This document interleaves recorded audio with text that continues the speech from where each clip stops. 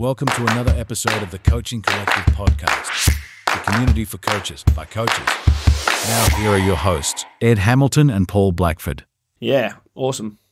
What are you just going to chow down on that apple, Paulie, and then we'll get started? How are you guys anyway? Yeah, we're good. Good, mate. Just kind of, it's funny how, like, and probably the same for you as we kind of get into it, but like things as we progress with this evolve and kind of not change direction, but you keep, I don't know, narrowing the lens or that you're looking through it. In the last bit, we're trying to go, we've been treating things that we're trying with this in like blocks, like training. So like, all right, we'll do this for 4 weeks. We'll try this for 6 weeks. We'll try this and see what kind of catches and what kind of flows and what comes out of those. So yeah, I think in this next bit of time, we're really going to try to push these podcasts and we'll aim into doing like one every fortnight. We'll try to pick that up maybe one every week and just keep trying to line up people to chat to. And then if we don't have anything, keep trying to line up ones ourselves. And then like we did the last one we just put out was like a little bit of a Q&A sort of style. So try to get a little bit more interaction through the community and stuff, which would be good. And yeah, just we to the point now where it's like both pretty busy with obviously doing the rest of the stuff that we have with our own businesses, and the podcast is a cool platform it can spread across a lot of other platforms. So you can be on Spotify, you can be on Insta, you can use it in the Discord, you can use it for collabing with people. So like yourself, like posting on multiple people's socials, and it's just a good way of trying to get out there a little bit more. So yeah, we're just going to keep plotting along with this kind of next bit and put a bit of emphasis on this and not too much else. And the goal is just try to get exposure and then build the community in the Discord channel. And it's slow, but I think the more people we get in there, the goal is obviously it'll just create more chat. And I think we've also talked about honing in a little bit more into the new trainers kind of spectrum of being a support network and a community for new people coming into this. And it's like obviously getting people on like yourself and Carter and Dan and Mel and CK and just like people with a ton of experience. But we've also had like Summer, and last week we had a new trainer in our gym, Charlie. She's like literally just finished her certifications, and it was really good to have a chat about that stuff and where the industry's at in regards to still new people coming in, which it's funny because it's the same conversations we're probably having when we all did it. The fact that we were like, all right, yeah. And Charlie said the same things. Yeah, I'm just ticking boxes here. And then I can't wait to actually sink my teeth into it when I start and get into some real world experience. So yeah, no, it's been good. That's great to hear. It really is. Yeah. I think as a young coach, I would have liked something like this to be able to access a little bit more freely, to be able to just bounce ideas and have open discussions about maybe some things you were struggling with or some topics of coaching, or just a general conversation really. Because I think coaching, if you're not careful, you can like accidentally isolate yourself and you don't know whether you're doing a good job or not, or that having that support network around you is... General conversation piece, Sam, is really important, like just a general conversation. And we've been doing that a little bit more pretty much with anyone that we can get our hands on in regards to new people to the industry getting certs. But you don't know what you don't know. Like you literally like you start your certs, you've no idea what's out the other end of that. And there's so many, like the longer we're in the industry, the more you realize there's so many options, so many different places to go and things that you can be exposed to. And I think the value that some of the crew that I've been speaking with, newbies coming into the industry and whatnot, are just like, didn't even realize that there was just such a big array of things to do. One young lady I just spoke to recently, she's making her decisions about ATAR. So she's in year 10. She's trying to pick subjects for ATAR or decide whether she's just going to go and do a certs at TAFE in year 11 and do general pathway, because eventually she's planning on doing something in the coaching space. And yeah, she's like, what's best going to serve me in that direction? Should I be looking at an exercise physiology degree? Should I get my certs first? What should I do? I think it's good to get that foundational knowledge, like some kind of certificate or diploma in health and fitness. But then I think that in terms of like knowledge and like having access to things, it quickly runs out, and you can't just rely on just that one certificate. or that one form of education. There's such a broad spectrum of things that you can tap into, and like having access to something like this, the CCC, is that you can find options to have a discussion with somebody to find another path that you may be interested in. And it's in the doing, right? Like, it probably encourages younger coaches to be able to like go out and find their path by not being frightened to do things. I feel like it's just as important to find out what you don't want to do, so that you can find out what you need to do or what you can do. Yeah. Find out what you don't like. And I think that a lot of young coaches come into the industry, I don't know which path to take, or if I take this, where is it going to go? It's almost like that fear of the decision. Is it going to be right for me? But you'll never know unless you just go and do it. That's the advice I would give anyway. Yeah. We're going to use this section anyway, so if we are. It sounds like we've just been jabbling on. We'll get properly started. So podcast has started. Yeah, okay. I'm looking so fashionable now in my 4-year-old daughter's headphones. So check out the unicorn headphones. Yeah, they're perfect. Like Shrek, but yeah. Hey, Eddie, there we go. Would you like to introduce Sam? Well, I was going to say to the man giving all this great advice, so what's going on? Welcome to the podcast, Sammy Newton. Our guest for today. Sammy's joining us all the way from England.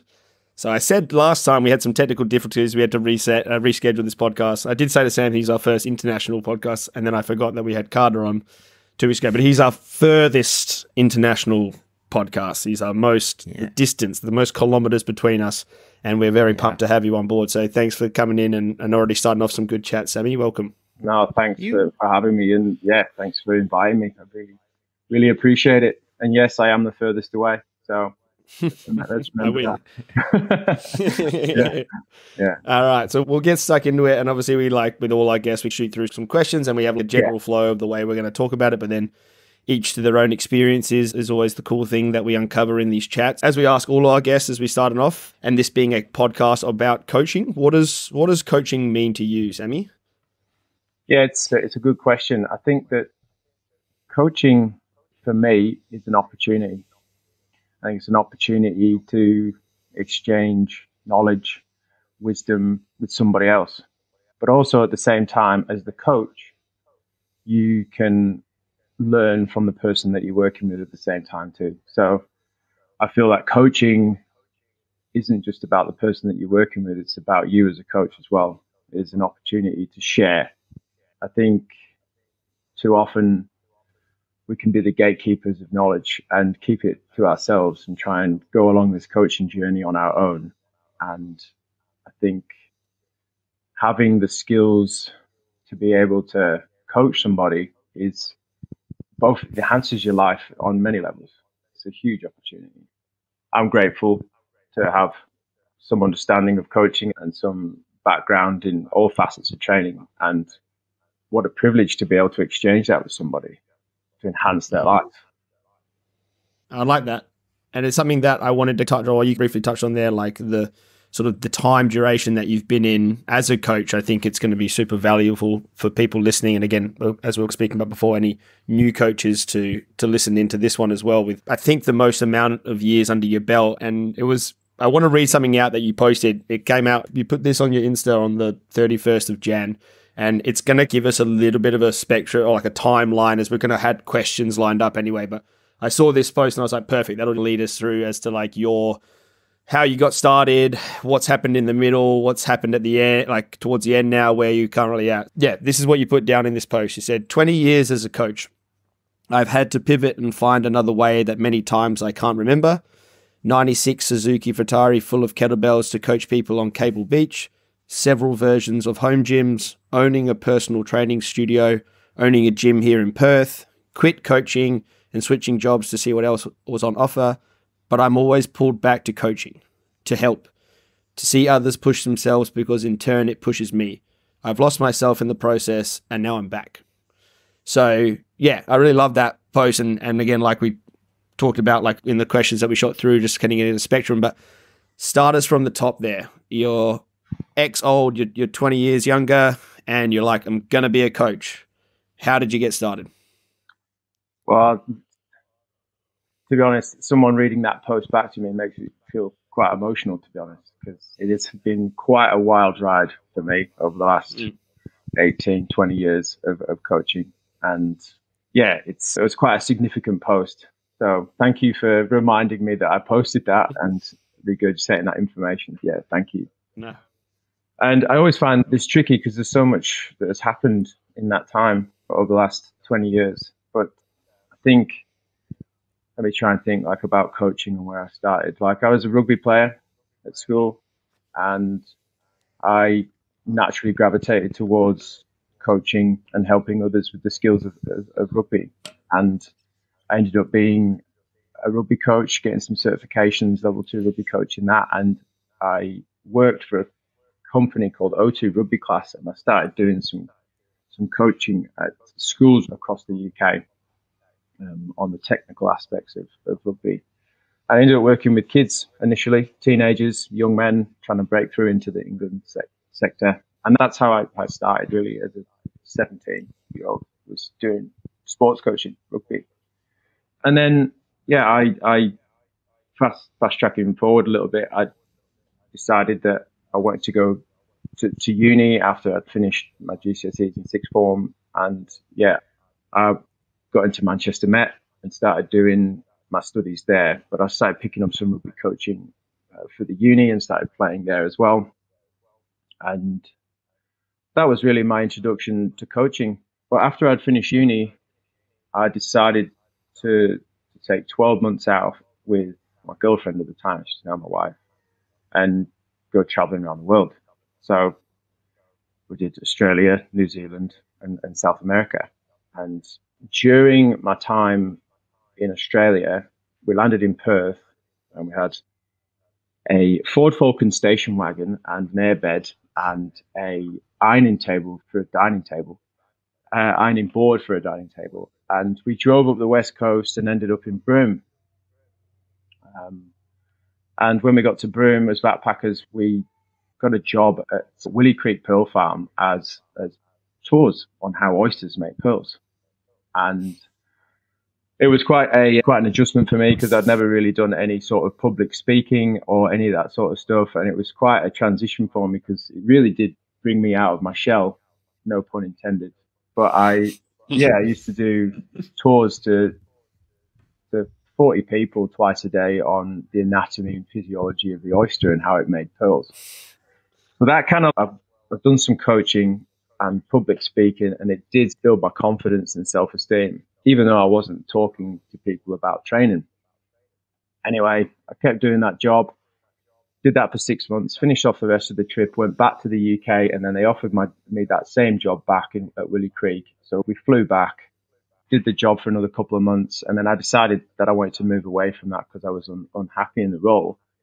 And I got an opportunity to work at a gym called Life and Soul with Pete and Cindy there as a PT, because I'd always kept fit around Broome, and I started training with friends. And at the time, a friend of mine was managing the gym and said, "Oh, you just should start coaching, start doing some PT work." And I did, and then it was just this all clapped out building that just had some gym gear in it, and I just started taking on some PTs. And before I knew it, I was quite busy, just coaching people with the way I thought was the most effective way of doing things.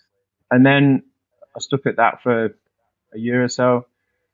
Had some pretty tragic news that my dad had passed away, so I had to fly back to the UK for that at the drop of a hat.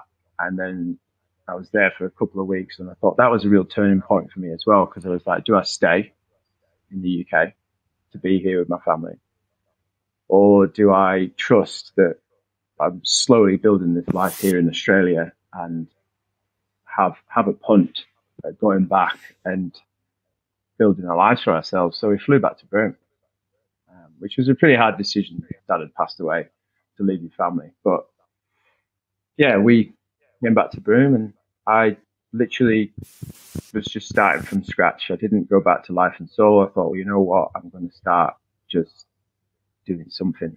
So I had an old Suzuki Vitara, and I went to Sports Power, and I didn't have much money. So I was like, I'll buy these plastic kettlebells, the cheapest ones I could find. You guys would know, the ones that were just housed. I think the heaviest one was like 14 kilos and the lightest one was like 6. And I just chucked them in the back of my Suzuki Vitara. And I went down to the beach and I just started connecting with people. So, do you want to do some training? I'm giving away some free sessions. Do you want to start doing some workouts? And then, yeah, people obliged, and I started training people on Cable Beach. And then people found out that I went out on my own, and I started driving to people's houses around Broome, just doing like door-to-door PTs in my Suzuki Vitara, which was clapped out. It was like 1990 model. And I'm going to people's houses and I'm doing remote PTs, mobile PT. And that worked for a while. It served a purpose for a while, which was good. But as I gradually got busier, I couldn't really make it a viable option because I was just traveling all the time. I'd be out over the other side of Broome and back in town, and I was just going back and forward all the time. So I was like, I have to try and find another option here. So I started working from my house. I went and bought a small squat rack, a barbell, and started just building a small collection. And I started working from the back of my house on the tiles. And it was pretty hot. Like, it was, those of you who know Broome, is 40 degrees plus. Like, I needed aircon. And that was a limiting factor as well. So I started building up a little bit of a PT base. And then, yeah, I needed to find another option. So my friend who had offered me the job at Life and Soul, Matt Carroll, he opened up a gym called Natural Edge, and it was a CrossFit gym. And I started training there myself, but then he had some space available for me upstairs to utilize. So that was my first premises. I was like, let's do this. So I took the punt and moved up into a small mezzanine upstairs, just about 30 square meters, and started training people from upstairs in the CrossFit gym. And before I knew it, I had 20, 30 clients that I was working with on a weekly basis.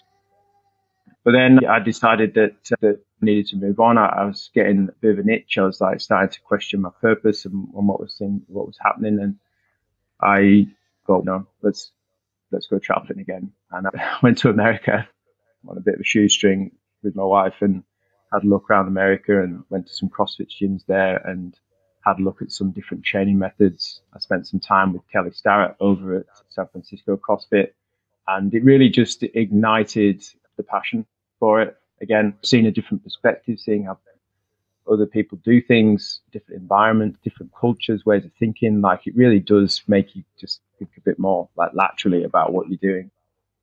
And I brought that knowledge back to Broome, and I didn't move back into the PT studio. We moved house. I went to another rental location and I started working at the back of my house again. I bought some more kettlebells. I built a rack out of wood, like a dumbbell rack out of bits of 3x2 and bits of scrap wood, just to put the dumbbells on. I'll do a post about it afterwards, actually. And it was, yeah, again, just started. I just started at the back of my house and said, look, like, if I've got this far, why not just keep going? And clients just came back on board, and I started working at the back of my house. And yeah, again, didn't serve any purpose again because it got so flipping hot. And I thought I need to find another solution here. So PT Studio 2.0 was born, and I had some friends who are clients of mine who said, look, they owned a computer company in Broome. I said, look, right, we've got this space underneath a small unit space above the gym, or what was just going to be the gym. So we moved out of that house and moved into this unit that was above the gym. Literally, you could get a fireman's pole downstairs into the PT studio. So I just lived above the gym. I just lived upstairs all the time. And I moved all the gear into this PT Studio 2.0. I painted all the wall, which I remember being a complete pain in the ass because it was brick. And I had to go with all the paint inside the brick.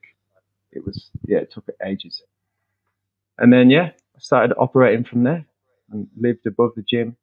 And before I knew it, I was doing 60 hours a week of PTs, face to face, small group. It was intense. Mint. And talk about being new and a new coach, you were just like, oh, that's just what PT is. That's just what you do. When people come to you, you say yes all the time. You know, I can help you. Yeah. Yes, I can. But before, yeah, sure thing. No worries. So I ended up burning out. It didn't take very long for me to burn out. And within a year, it was wearing thin. I started sleeping with clients and everything. And I was like, my wife at the time, she was unhappy. She's still my wife now, but at the time, she was unhappy in her job. And we were just figuring out, oh, is this the end of our time in Broome? And I had made trips down to Perth for continued development and education and just for holidays and stuff. And I'd always dropped into a gym down there at the time, which was a CrossFit gym in Perth. And I started training there, and they approached me and was like, if you wanted to move your business down to Perth, we're opening up a new facility called CrossFit Ocean View in Yangerbuk, which is in Belia, in just south of Fremantle. And I thought I'll just think about it for a while and see if I want to move up my whole life from Broome just to have a punt at trying to move my business into another existing business. And I mulled it over for a long time. And you know what? I was like, I need to change here. Let's have a crack. Go down there. So the idea was to move my business into this existing business, to do youth training, to do like teenage development. And it didn't work out. Like, I wasn't getting very many clients. I wasn't that very well known in Perth. And it was really hard to try and get everything up and going. I'd made that massive journey from Broome all the way down to Perth. I'd put all the stuff in the back of my Hilux. I found a rental place and just moved all my gym gear, all my life down to Perth. And yeah, it didn't really work out. But this is where I met Mel. And he was the owner of CrossFit Key Ocean View. And he was part of a partnership as well at the same time. And they were wanting to sell their side of the business as well. So I was like, I've moved down here. My business isn't working.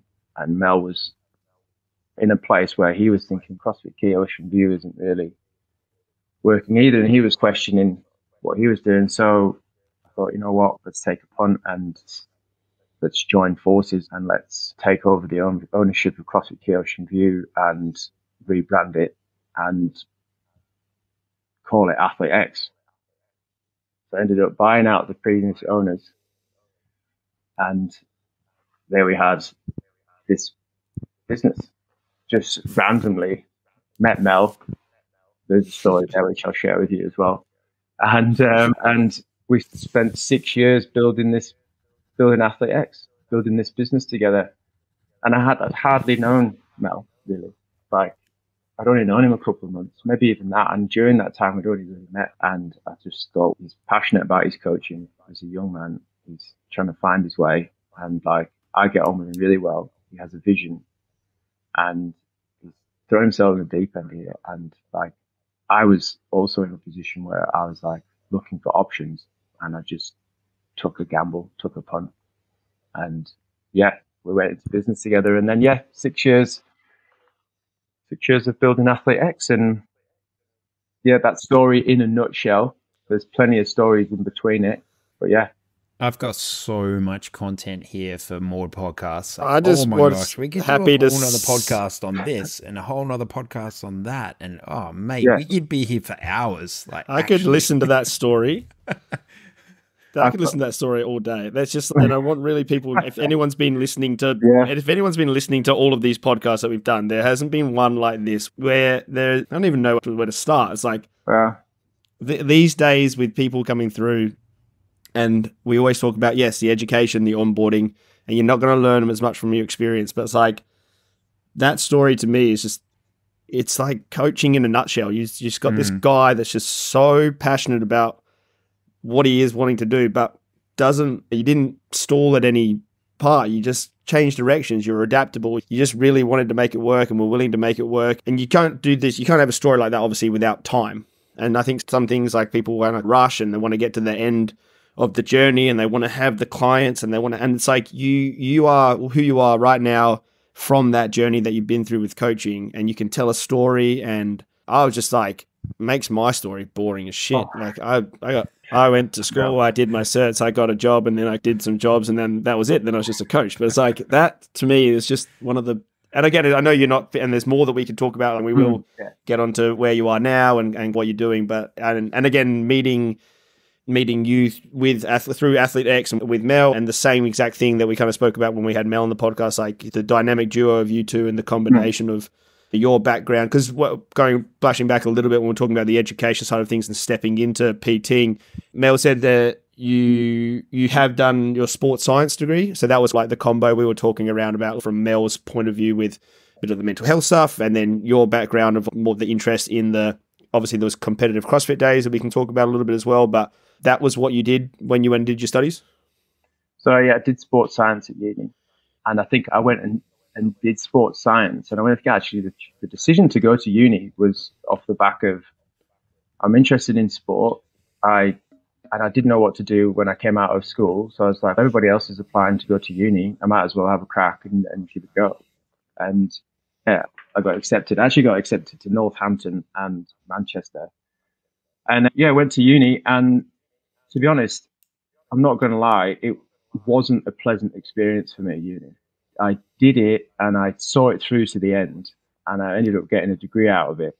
But I've learned so much, don't get me wrong. Like, I learned so much about the knowledge and the content and like everything about the human body, anatomy, physiology, and strength and conditioning module to it. So I learned loads and met loads of amazing people. But the thing about it for me more than anything was what uni gave me outside of the study, such as life skills, like independence, my self-awareness, like looking after myself. That was like more beneficial than sometimes the uni itself.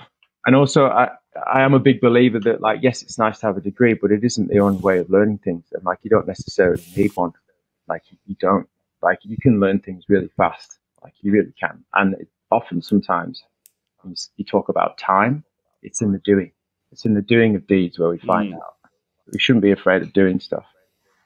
I was literally just gonna say that for you. Like, that story, it was just the constant thing is, and you said it again, and I gave it a crack, and I had a punt, and I tried this, and I did that, and like we were talking about at the start, you're like, I figured out what I didn't like, and it wasn't just like giving it a go for a bit, right? So I did a studio here, I had it there, I came back, I tried this, I had 60 people a week, I didn't like that, I only did this, and like in that time, you find yourself and find what doesn't work for you, what does work for you. And yeah, that's really good for people to know that, again, it's not this clear line, okay? If we're talking about new people coming in, you're like, cert 3 and 4, you're in the door, and then it's, okay, your experiences are just so important from there. And I guess being, like we've talked about at the start with this idea of what we're trying to do here, is to maybe be a little bit of a voice or a sounding board for people along that journey, just to like be in a chat somewhere where they can throw in and be like, hey, I'm currently doing this. Has anyone had experience with that? And this is what I mean by the collective of coaching, like having someone like yourself that someone else could bounce an idea off. It's just, fuck, how much experience you have in the industry it's just so valuable. And what we spoke about before as well, it's experience wasted if we don't share it. Right? If we're not going to be willing, because like you said at the start, like people want to hold it all into themselves. It's just a waste of 20 years of coaching if we do that. I think as well too, for yourself, I think it's important to be curious about what you're stepping into, rather than judging yourself, rather than being judgmental, or even just, I think, not judgmental, but I think the idea with me is, okay, what if this works out? But the only way of finding if it's going to work out is by doing it. And if you don't do it, you'll never know. That's where I sit, really, is that I'm curious. That's actually how we've approached TCC. And then what this thing is. Yeah, of course. And keep doing that. And it'll keep evolving. It might turn into something that you can't even fathom yet. You can't even think of yet. But that's the joy of living, right? That's great advice, Sam. Yeah. Yeah, but it's like that. It's advice. It's advice from someone who tells that story. Yeah, and we spoke about this a little bit with Carter around credibility of coaching when you're coaching a client. So, like, more specific to coaching, it's like giving someone something to do that you wouldn't do, or showing that you're doing the work is really important. Not to just be like, telling people what to do. As a coach, it's really important that you step on the line and you're going to do the things that you're going to ask other people to do. It's in that, like right there, where it's 100%. Sam says this, and here's his story. Here's the credibility to what he's saying. Of like, go and experience it. Just try that. Here's my advice. And this is my story. And it's just like, that story, you can sit here and be like, oh, go try everything. And then you talk to someone like, haven't done anything. You're like, there's no credibility to that. Within that story too, like I also doubt myself too, because I'm like, no one wants to hear that story. And how do I condense that so that it doesn't take up like 4 hours to talk about? So there's obviously bits in the middle there. And along that journey, I quit so many times. Like I'd stopped. I was like, I can't keep doing this. Like I went mowing lawns, I went landscaping, I've done building, I've done carpentry work, I've been digging holes, I've done all sorts of stuff, but I always kept coming back round to it. Yeah. I think it's within me. I can't really put my finger on it, to be honest, but it comes back to coaching, and then I don't know if I've got really high empathy or something, but I just keep trying to find a way of doing it. I think it goes back to what you were saying at the start of the podcast, Sam, when you said it's really important for young coaches to find out what they don't want to do or what they don't like. Plenty of examples in your story of you, either through necessity or whatnot, having to make a change and going into something different, like gardening or lawn mowing or digging holes or talking about oysters. Like whatever the path was, it continues to bring you back to something that obviously is ingrained in your core and important to you. What comes to mind now is I was having a conversation before I left to come to the UK with Josh Mayakan from the tribe. I don't know if you know who he is. And it was a great chat. I wish we'd record our chats more often, to be honest. But he said, what is meant for you will not pass you by. And I was like, that just really resonated with me. I was like, that's all based on trust. You are where you're meant to be right now, and just be okay with that for now, because things are opening up for you in the way that they're supposed to. So it's a game of trust as well. That's really cool. I think there's a couple of questions on here that we had. Did you have a coaching mentor and this and that? But I'm going to go by the story. Like yours was pretty developed through what we've spoken about, or was there people in there that have shaped a lot of that from what you've done? Because it was talking a lot about I've ran my own business and I ran my own business in other places. But even in the sense of, was there a coaching mentor, or besides your experiences and besides the formal education stuff, have there been like resources, or has there been a person that has really shaped or helped guide the way that you do more so, I guess, the practical element of coaching? So a lot of the story around like business running and this and that, but like you as a person, you as a coach, you as what you like to coach with people, from kids trainings to, I don't know, sport specific stuff to weightlifting to the actual, we talk about it as the craft of what we do. Yeah, how is inside of all those experiences, how is that kind of shaped for you? I think there hasn't been one singular person that has been my mentor throughout this. I think you take a lot from different people in different chapters of your life, and they serve you for that moment in time. So yeah, I don't think there's never really been one in particular person that has just been with me for the last 20 years. I think, to mention some, I've taken a lot of inspiration and a lot of motivation and guidance from people like Tully O'Connor, Matt Carroll, Mel, business partner, friend, lovely bloke. My rugby coach, Dave Cowgill, he was influential for me when I was a rugby player. Keegan Smith. And this one, more than anything, becoming a parent, and my daughter has shown me parts of myself that light and dark, and that inadvertently, whether she meant to be or not, she's mentored me in a way to be the person that I am today. Because they're like a mirror, right? They show you who you are because they are watching you all the time, constantly learning from you. And they accidentally make you a better person. So I think all those people have contributed, and I'm sure there's a few that I've missed out, but like they've shaped me into who I am today. Like I've taken lots of things from lots of people, and I put my own style on things too, and my own way of doing things. I think that's important to mention too, that like everything in coaching is open to your interpretation, because if it's right or wrong, it doesn't really matter. Like, does it work? Yes, no, like it's that openness, you know. So, and being a coach and a business owner too, like you have to be driven. You have to have your own desire to. Entrepreneurship is hard. Like, you have to back yourself. And there's many times where I haven't got any left to give here. But like you said, all of my study and skill and everything has come from being self-driven and doing it myself, which to a certain degree I have, because it's the application of it. No one else is going to do it but yourself. Yeah. But I have taken so much from so many people over the years. So to single out and go, this is who's mentored me, it would be unfair. Well, I would like to just ask a little bit, and out of curiosity, because of my time coming up and being interested in his work as well, and taking a lot away from it with Kelly Sarrett. How was that experience? And again, if people don't know, we'll maybe leave a little link to Kelly Sarrett, and he's like an OG in the space regarding mobility, movement, like, the guy that kind of started a lot of the conversations and a lot of what we have now access to in that line. What was that like? Just out of a personal question from me. Oh yeah, I was in his CrossFit gym, and I spent some time with one of his physios, Diana De Toro, I think her name was, and she actually did a session with me, and I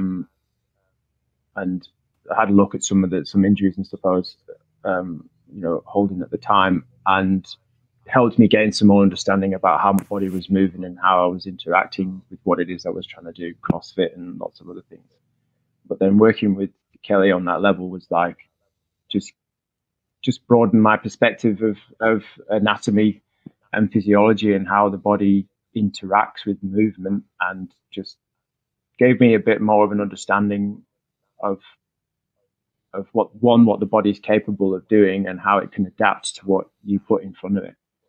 And also helped me gain some understanding about physics and how, because the clean and jerk, the snatch, and all movements in strength and conditioning and CrossFit and whatever it is you do, it's all physics based, right? Like, it's all position and movement based. And if you're outside of the mechanical structure or the efficiency of it, then your body will find a way of compensating and to make the movement more efficient in the way that it can currently move. So it's very smart, the human body. It will find a way of moving around it.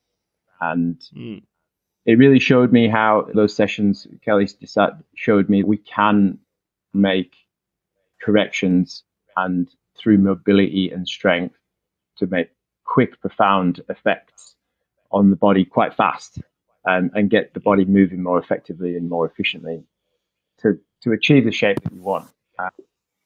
Through trigger point therapy, banded distraction work, and all that sort of stuff, but evolved a little bit more from that now myself personally, with some of the training on some of my own methods, and then that's when Onward comes into it and where I'm at with that now.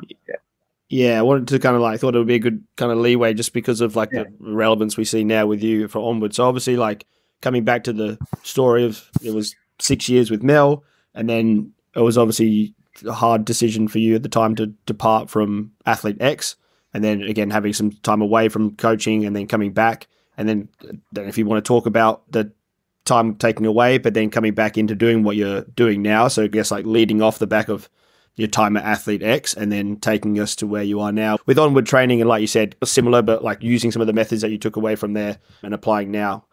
Yeah,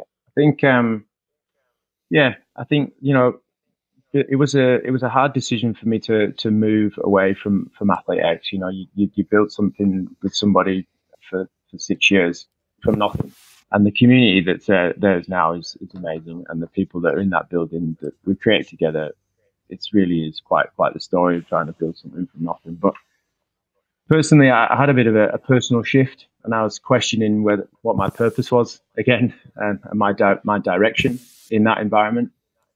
I was like, I started just questioning where I was going with things, and to be honest, I was suffering from a bit of burnout as well. So, my energy was down. My perspective on the world was a little bit fatigued. And yeah, my mental health did take a bit of a dip, to be fair with you. And it's no secret that when you're in a business partnership, it is like a second marriage.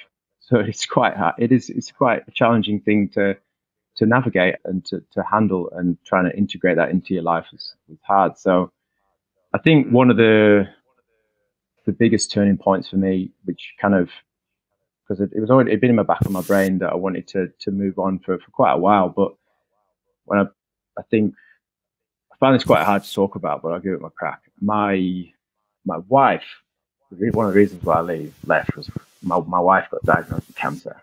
So she got breast cancer. And I just thought, I don't know how I'm going to be able to manage these two things.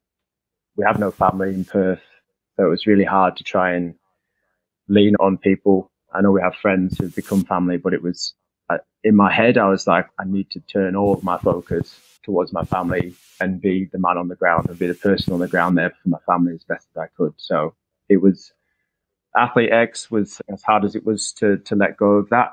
I felt like it was the time. It was the time to do it and switch all my focus over to being there for my family. Yeah, that's how things ended. And in that time, sorry, quite a momentous time. Yeah, that's big.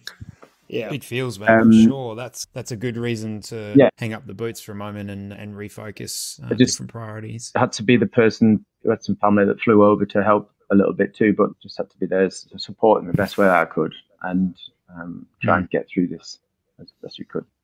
We had nearly the best part of 2 years of trying to get through my wife's treatment, chemotherapy and radiation.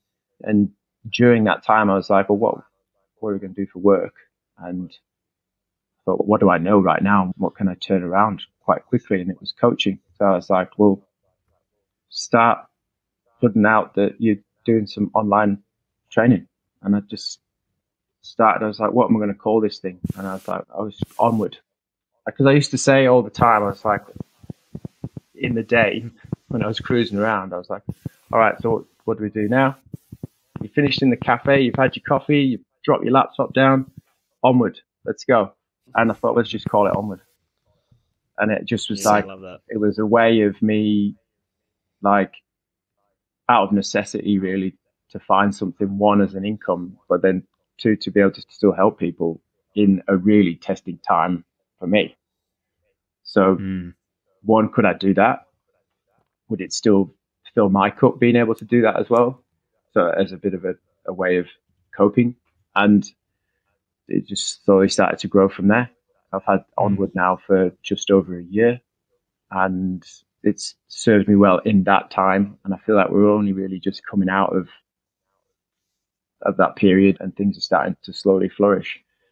I think on that as well, that when you have a business, and particularly in coaching and fitness, it's like there is no good time to start. The time is like now. Like you can start something anytime. I think the question that you have to ask yourself, if you are holding back, is what do I have right now that I can work with? That's okay. You don't have to have all the bells and whistles and all the fancy gyms and stuff like that. Like, what can I do right now? You could do a workout with this cup if you wanted to. I'm just trying to gain some perspective that it can be done. And then, Onward now, what I do is strength and mobility, strength through range, helping people get into better positions for the demands of their sport or whatever activity that it is that they're into. And I'm really interested in that at the moment, on building better shapes for human beings so they can move more efficiently for the demands of life, essentially. Cool. And it's 90% of it is online. So, yeah. I really like seeing the stuff come out and all the work on that. And you have done a little bit of in-person stuff as well, hey, with like some workshops and stuff was that at Avada? Avada, yeah. So I started doing some one-on-one stuff there as well. And I ran some workshops at Avada, which have been great, upper body mobility, lower body mobility. And I've really enjoyed being in that space, the workshop space, I've never really done it before, and it's working well. And seeing how people have improved with how they interact with the barbell or the gymnastics kit or whatever it might be, they just from being in better shapes. Really, and delivering it in a workshop format. It's really quite interactive, so everyone learns from everybody. So it's quite hands-on. The 2-hour workshops. Yeah, it's awesome, man. So good. It's There's one some big hell of stuff a. in there. It's Sam. a one hell of That's, a yeah. Ride. It has been quite a journey from when I first started. I was just trying to think back. I was 20. I was like 23, 22 when I was having a crack, and now I'm 40 next year. So it's been a wild ride. So I'm trying to get my head around it myself, to be honest. Like, I think one thing is, sorry, just to cut you off, but the amount of stuff that's happened in that story, like good and bad, and for people maybe to gauge to us what coaching means, to me, that story is just the fact that you kept coming back to this thing. Like, the people really get, and I don't know, yeah, it got me here as well, but fuck, it's just what being a coach means to us three people sitting here and having this chat and working with people and helping people and making people better. And I guess for us, wanting to help more people do that and to help in any little way that we can professionalize this so that people can have more support, whether that's healthcare plans or rebates for sessions or whatever that may be, just some form of support for the coach and making coaching a longer career and a career that yours has been a wild ride. And it's such a cool story, but it takes a special person to go on that journey.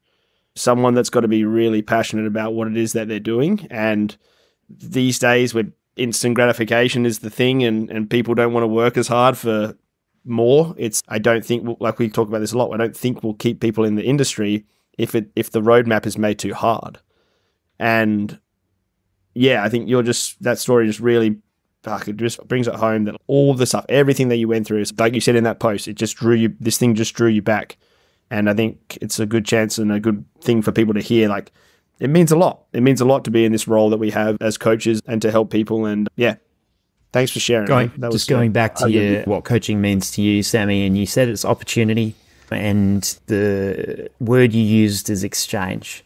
And every single story that you've told, like today, I've heard that recurring theme of exchange. So we're not talking about one-way relationships. Like our coaching relationships, you're 100% on the money, two-way, and that's probably why you keep coming back. Is there's so much value or so much that you gain from being able to help someone through a problem, especially something that's as dear to them as, say, their body or how they move, and something that they've got to lug this piece of meat through life, and just learning to use it and learning to make it better and have it work for them and not against them. That's one thing. And then there's the story about your daughter, which was just absolutely beautiful. That exchange, once again, of what she gives to you. Because we're all parents. We think, oh, yeah, parenting that one way. I am imparting my experience on my child. But you know what? They're the world through their eyes and us through their eyes. How valuable is that lesson? And just listening to their perspective. So that's such a cool story as well, mate. And then the time that you had to take away and focus on your family, and you checked in with what could you do for work? And you developed Onward out of a introspection into where are my skills at and what do I need now? Like, I need to help people. I need to have that experience of being able to give something to someone that's really important and special in this time where it's really tricky for me to have to do what I'm doing because it's so important, and I need that reinforcement, and I need potentially that release of being there for people and helping them. And that's really cool to hear that Onward was born out of that for you. That I'm looking at your Insta page at the moment, and it just is so much more perspective than on what that business is all about. So thanks for sharing, mate. That's some really special moments in there for you. Yeah. No, and thank you for giving me the opportunity to tell that story in the best way that I could, and listening to me as well. You know, No, I could listen to that. I'm going to listen to that. I'm going to get the most views. Most listens on this podcast is going to be me. Ed will be hassling me after this. It's Yeah, like, can send you me just the please thing. send me the audio like right now? I need to listen to that again. All right, yeah, we'll try to wrap it up, not hold up any more time. We spoke a little bit at the start, and obviously I think we'll keep that in there because there was some good chats, but we spoke about your sort of thoughts and insights into the concept of TCC, and I'd like to dive into there, and then we'll fire away also with the last question, which is, and this I think will be really good from someone with as much experience as you have, but what's one thing also that you would like to see improve or change within the fitness industry today from, again, that lens that you're able to look through from your own journey? Like, all movement that people do is good, right? Yes, we are going to advocate this and you're going to advocate that. But at the end of the day, everybody's moving, which is good, right? I think one thing that I would like to change, or even the thought pattern to change, is hacks. There's no super fast shortcut way of doing these things. Building strength, for example, you're going to get stronger if you continually show up and do the reps consistently. Yeah.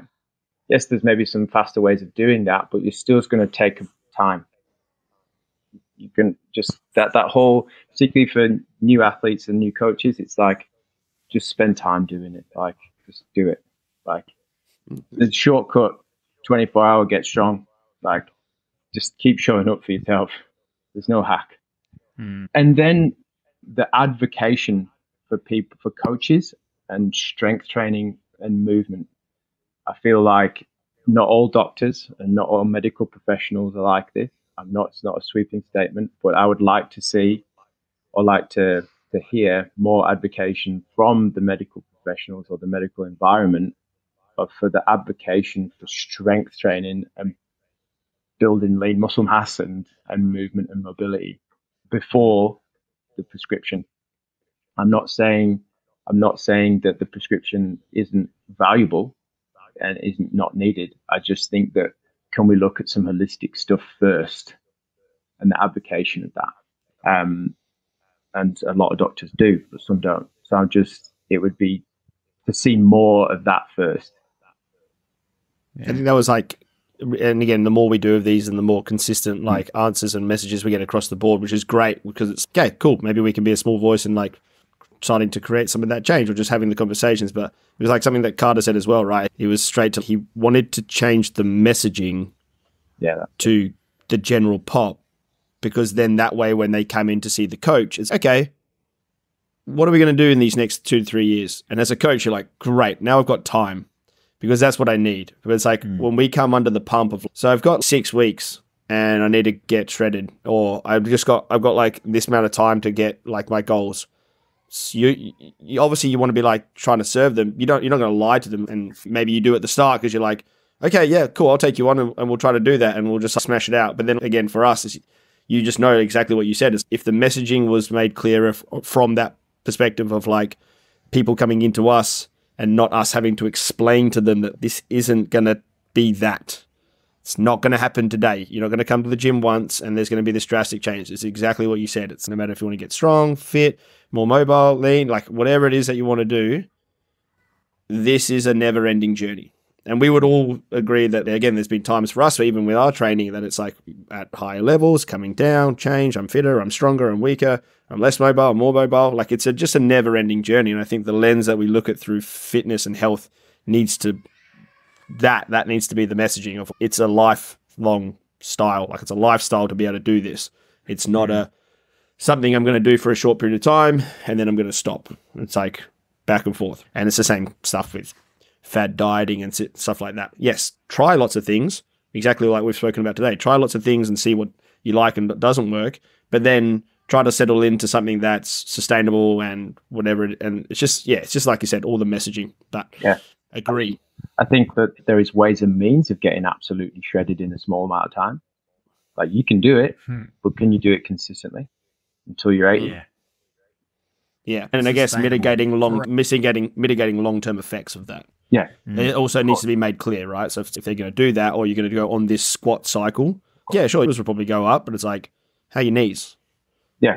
And you've also maybe got to be like, that's communicating of these are the things that potentially can arise if we do it this way. Yeah. Communicating. But I 100% agree with you. And the same thing from the GP standpoint. And again, I think constant thing that we've spoken about on this podcast is I think that can only come as the education comes. Yeah. As the education becomes better and the standardization of what GPs know that a coach they're going to send that person to has done X, Y, Z. And as we've said before, like a Cert 3 and 4 being like a bridging course into the uni degree, which is from marketing to counseling to business to whatever, nutrition, strength and conditioning, human anatomy, like you name it, you name it, 20 years of experience, you name the things that someone needs to be able to do in this line of work.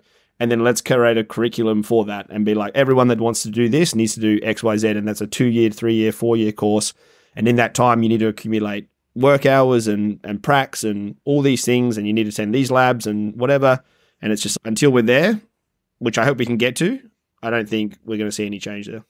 Don't get me wrong, and I just want to clarify as well that like doctors, GPs do a fantastic job by giving us access to things that we may or may not think we know. So just to clarify that, because, I don't know. I'm married to a GP. Yeah. Okay. Well, there you go. I know because they do serve purpose. She won't be listening to this. So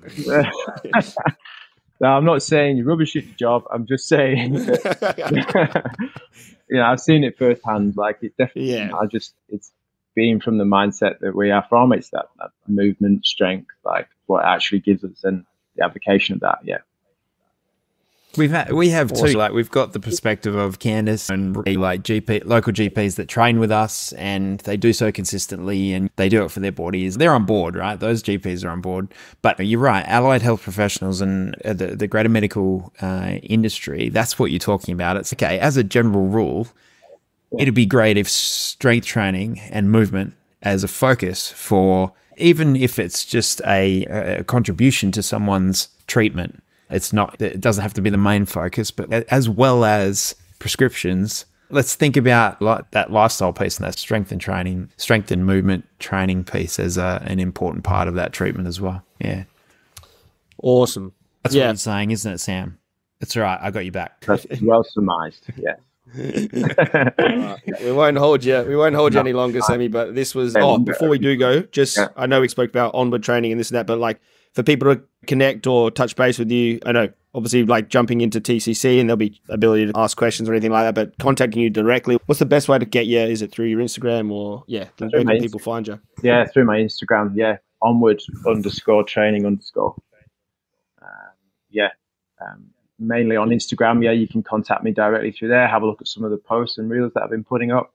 It's always tricky on social media, trying to get your knowledge and stuff out there, but I try my best. We all do. But yeah, that's mainly right now. That's where you can find me, and connect that way, and we can work it out. Awesome, Sammy. Again, Legend. Thank you very much for sharing your story with us. It's definitely one that I feel I take away a lot from, and I know anyone listening who's a coach or anyone that's not a coach and going through whatever they may be going through will take a lot away from that. And your willingness to take action is what I've taken away from this podcast today, and something that if I find myself stalling, it's okay, give it a crack. Just like see what happens, like you said. And it's been a really good chat to reinforce that, and something that we're obviously working on ourselves with this project is just to see what happens and stay in the game. I think that's another thing, like for yourself, give it a crack. It's going to change. And like you said, for us at the start, this will change and adapt, and we just have to be willing to go on that ride. And I think it's the same for anyone out there, that you're never going to get it right from the get-go. And if you're passionate enough and you want it, keep giving it a nudge and have a go. Thank you. And from me to you guys, I think that the Coach Collective is a fantastic initiative, and I think you guys should stick at it and keep going at it, because what you're doing is extremely valuable. And remember, who knows where it could go? Like, just keep doing the thing. So I appreciate being invited on here, and thank you for listening to me today and listening to my story. And thanks for being great blogs. Thanks, mate. And we'll hopefully catch up when you're back at some point. That'd be good to try to catch up at some point. Yep, sounds great. All right. Awesome, Thanks, Emmy. Sammy. No worries. Take care. See you guys. All right. See you, mate. And This then is it's the part an where we don't obligatory double python. Thanks for listening to another episode of the Coaching Collective podcast. Don't forget to follow us on Instagram and YouTube. Join all the action on the Coaching Collective Discord community by visiting join.thecoachingcollective.eu/sign up. See you in there soon, coaches.